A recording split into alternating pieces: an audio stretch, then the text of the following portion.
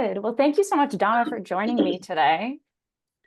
You are so welcome. Thank I you. I could do a great introduction, but I'm sure it'd be even better if you just quickly introduce yourself. Tell us who you are. Well, I'm Donna Hill, and I'm the director of the Festival Singers, which is one of three choirs in Carolina Voices. And we are the small chamber choir of the group. And what I really mean by chamber choir is that we do a wide range of music, ranging from a little bit of classical to traditional choral music to spirituals, folk tunes, and we also have commissioned new choral music in the past. Um, and so I joined this group a little over 20 years ago, Carolina Voices. You know, I received a phone call, as I said, just a little over 20 years ago when the organization was making some changes and sort of modernizing the group in Charlotte. And there were some leadership changes, and I received the call that said, oh my, we have this season programmed already for a concert in the fall, but our leadership has changed. Could you come and prepare festival singers for that concert in the fall? And after some conversation, I said, well, yes, of course, I'd be happy to. And that I did what I committed to for that short period, then went back into my other music world and life. And at the beginning of that year, just a few months later, I got another call that said, you're really the one that we want to lead this group, if you will. So I was totally honored to have been called in the first place, and then honored that after their diligent search, that they came back and offered the opportunity to me. And I can hardly believe, frankly, that it's been 20 years. Time does fly, and it really especially flies when you're doing something that you love so much. And that's what's true for me. And that's music. And that is working with other people, in this case, singers, who just love to sing and love to make those connections with each other through song and with our audience through song. So that's just a little about me. I love that. I mean, 20 years, that's amazing. And how does it feel to celebrate 20 years with the festival singer? Yeah, so as I said, it really is quite exciting, and it has gone by so quickly. Um, and year after year, it's different because year after year, we have a new season, and year after year, there are opportunities for us to look at how we can um, bring our message through music, make connections with our community, and what who is sort of like re-identifying the group um, every few years. Who are we? Who do we want to be? What is our purpose? So it's really, over those 20 years, there's been a wide range of special projects or concert themes or connection with the community. And it's always exciting when you can bring those messages and the connection with the community through song and serve at the same time. Yeah, and like you mentioned, the Festival Singers has really evolved underneath 20 years of leadership. Do you have any personal growth or, certain memories that really kind of stand out in far of your tenure here? Gosh, one of the greatest memories for me, and one very proud accomplishment for us, is when we were able to professionally record and produce our first CD.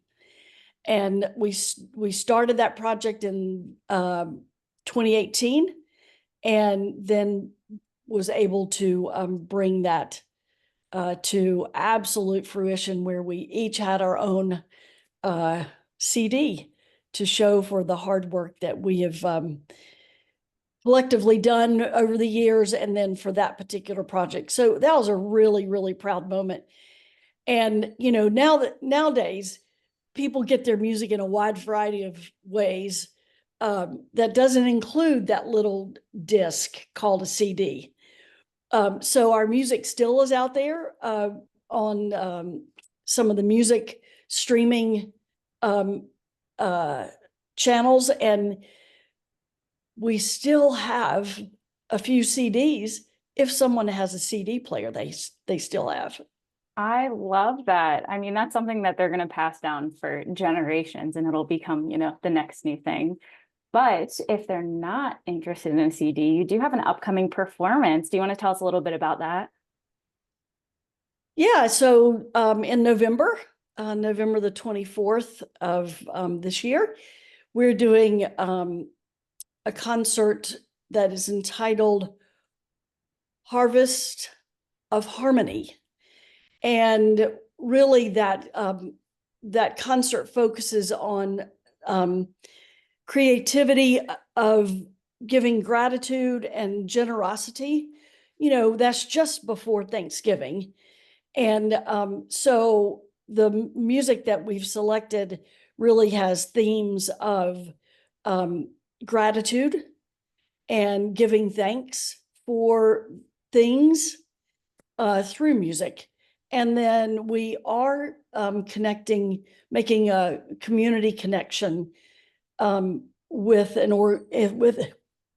excuse me, with an organization that is still in process right now. But the bottom line is asking our audience to join us in bringing either food products or clothing or something to support one of the food banks in the area in Charlotte, and or we're looking at trying to find a way to have a connection to continue to support the Western North Carolina after this hurricane.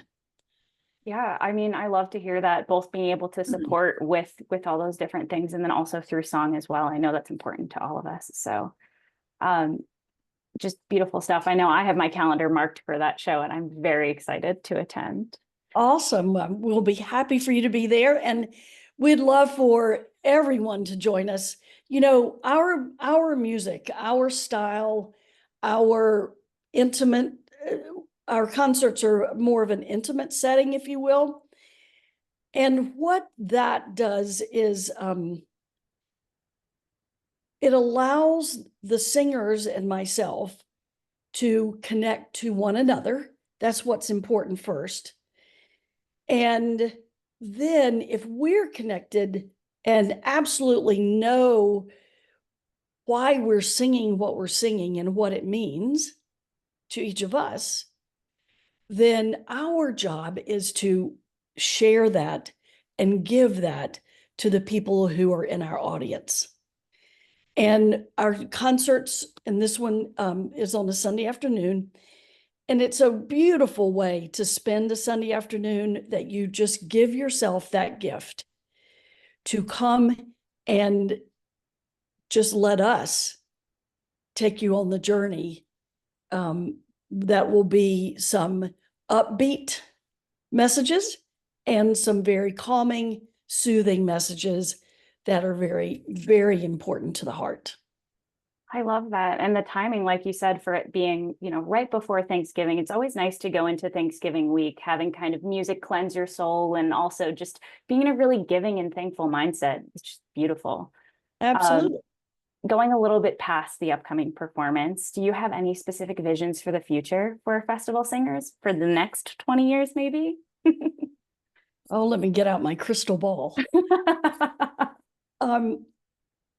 One of the things I'd really hope that will continue, that we have over the last few years particularly seen in Carolina Voices, is having the younger generation.